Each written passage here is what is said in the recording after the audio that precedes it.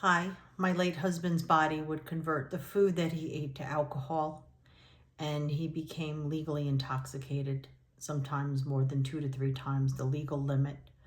My name is Michelle Giannato, Vice President and Patient Advocate for the nonprofit Auto-Brewery Syndrome Information and Research. I struggle with the decision if I was going to make this video tonight. This is a trigger alert. Within the last few days, a person was referred to me by a licensed provider that they suspected the individual had auto-brewery syndrome.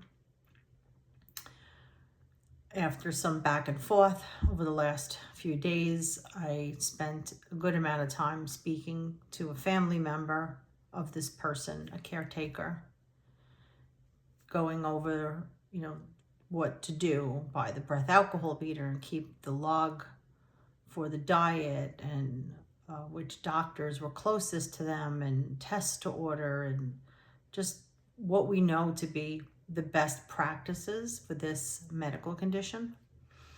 And for reasons that not relevant now, but we couldn't finish our conversation last night, so I promised to follow up today.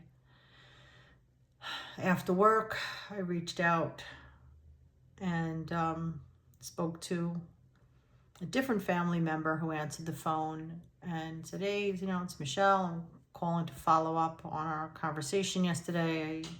Let's go, I wanted to go over a few more things with the family and the person who his licensed provider suspected they had ABS." And the family member told me that they had committed suicide. I can't tell you how shocked I was. I wasn't prepared for that news. But what I can tell you, based on the 10 years that I've been diving into this disease, living beside someone who had it and helping the 1,000 patients and more that are struggling with ABS, is that the effects of the alcohol are intense. And these people who suspect they have it need help as quickly as possible. So if you are a medical provider and you get a reach out from a person who suspects they have auto-brewery, they can't wait 30 days, 60 days, 6 months, whatever it is, for an appointment. They kind of need to be moved up in queue. Now, that doesn't mean, and I don't mean, that if this particular person who took their own life had a quicker appointment, we could have saved them. No. But my husband had this disease for 5 years, and others in our support group have died of secondary complications from the alcohol, and some have struggled and still struggled with the decision for suicide because they're just not getting the help they need.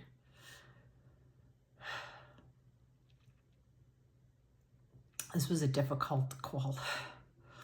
The only thing I could say is this disease is real.